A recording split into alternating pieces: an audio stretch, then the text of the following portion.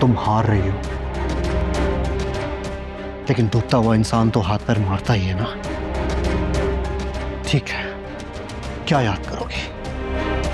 दिया तुम्हें 1 महीना, लेकिन याद रखना उसके बाद तुम्हें 1 मिनट के लिए भी यहां बर्दाश्त नहीं करूंगा।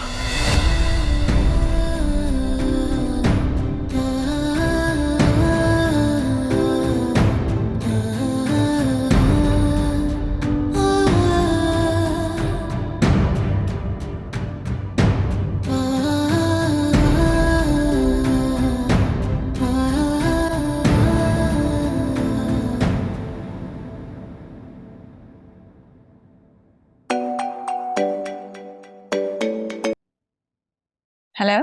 हेलो। अरे कहाँ हो तुम? सुबह से शाम हो गई, मैं कब से तुम्हें कॉल कर रहा हूँ, तुम फोन ही नहीं उठा रही हो। वो अम्मी के पास बैठी हुई थी, आज उनकी रिहाई हुई है ना, इसलिए। क्या मतलब? छोड़े आदिल, लंबी कहानी। आप बताएं कॉल क्यों किया?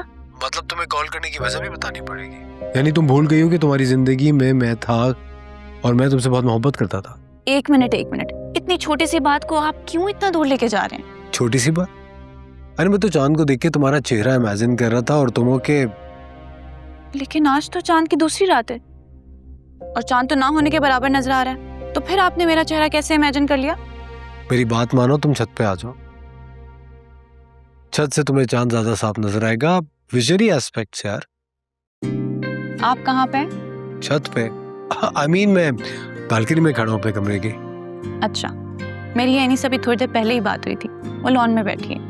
आप मुझे बताएं कि उसने किस कलर के कपड़े पहने में? एनी ने? अरे एनी तो बिल्कुल मेरे सामने बैठी हुई है। एक मिनट ठहरो, मैं उससे पूछता हूँ। एनी? हाँ, निदा का फोन है।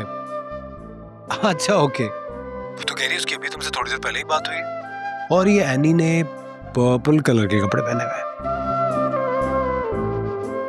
Hello hello.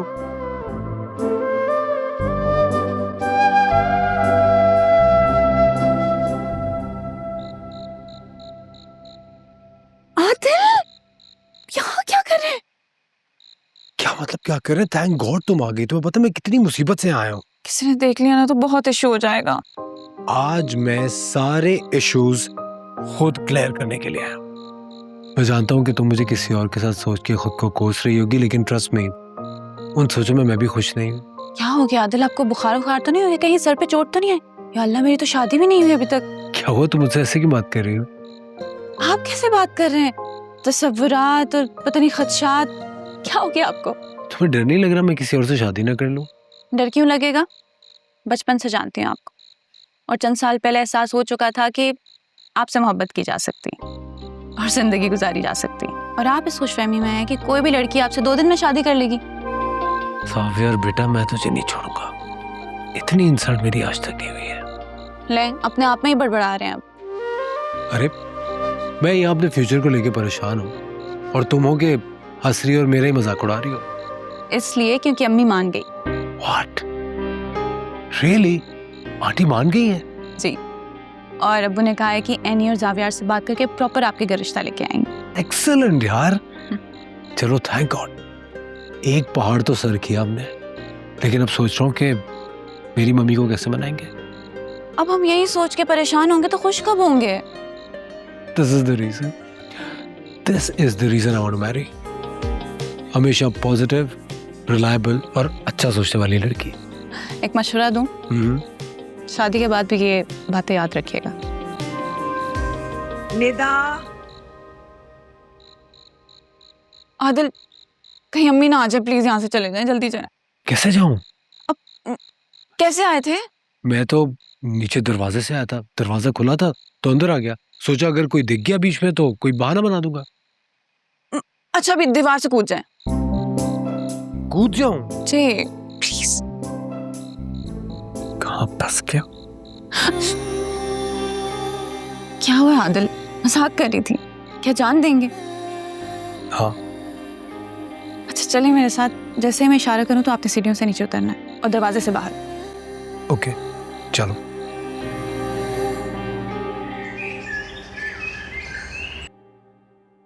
चाचू आपने बुलाया? कैसी हो बेटा? ठीक हूँ।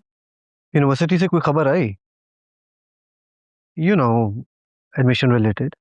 नहीं, अभी तक तो नहीं आई। कुछ ईमेल्स आए थे, पर I think end of this week शायद कुछ फाइनलाइज हो जाए, कुछ शॉर्टलिस्ट हो जाएगा।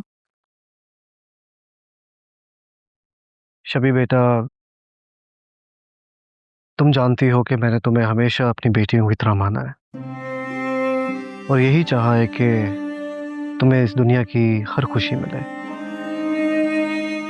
लेकिन कहीं ना कहीं मैं नाकाम रहा हूं। पिछले कुछ अरसे में जो तुमने फेस किया है, जिस दौर से तुम गुजरी हो, आई एम वेरी सॉरी। मैं तुम्हारी कोई मदद नहीं कर सका, तुम्हें बचा नहीं सका। तुम किस हाल में हो, खुश हो नहीं हो, इस सब से बेखबर रहा और आज इसी बात के लिए मैं तुमसे माफी मांगना चाहता हूँ। चाचू, आप क्यों अपोलोजाइज कर रहे हैं? वो वक्त, वो शख्स अब एक माजी का हिस्सा बन चुका है और अब मैं आपकी छत के नीचे हूँ, बहुत खुश हूँ, बहुत महफूज हूँ। आपको मुझसे माफी मांगने की बिल्कुल जरूरत नहीं है। सुनकर अच्छा लगा कि तुम अब आगे बढ़ चुकी हो और अब तुम दिल लगाकर पढ़ाई करना, खूब मेहनत करना, और जब तुम वापस आओगी तो शायद कोई सरप्राइजेस भी हो तुम्हारे लिए। कैसे सरप्राइजेस चाचू? वो तुम जब वापस आओगी तो फिर बताऊंगा, लेकिन इतना ज़रूर कहूंगा कि अपना जहन बना कर आना, क्योंकि वापस आके तुम्हें एक नई जिंदगी शुरू करनी है।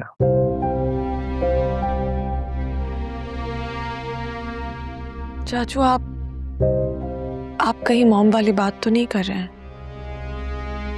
शबी बेटा, ये बातें जब तुम वापस आ जाओगी तो हम डिटेल में करेंगे। अभी फिलहाल just focus on the way forward. चाचू, ये बात मैं मॉम से ऑलरेडी कर चुकी हूँ और आप भी इस बारे में बिल्कुल मत सोचिएगा, जिससे एनी और जावियार का घर खराब हो, प्लीज। अरे शबी बेटा, तुम गलत समझ रही हो।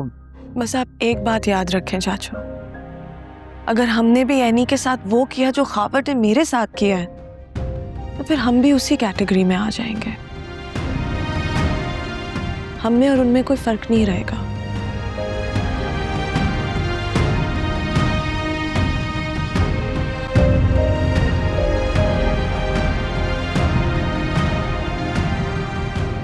जी जी, बिल्कुल बिल्कुल वो राजी है, क्यों नहीं राजी होगा। और फिर तुम तो जानती हो ना, आजकल के दौर में ऐसी बातें बच्चों की मर्जी के बगैर कहाँ तय होती हैं। हाँ हाँ, बल्कि आदिल क्या, मेरे तो पूरे घर को तुम्हारी बेटी बहुत पसंद है। हाँ, फिर अगले हफ्ते होती है मुलाकात, लेकिन मेरी होने वाली बहू को लेकर जरूर आना। हो सकता है हम कोई छोटी मोटी रस्म ही कर दें।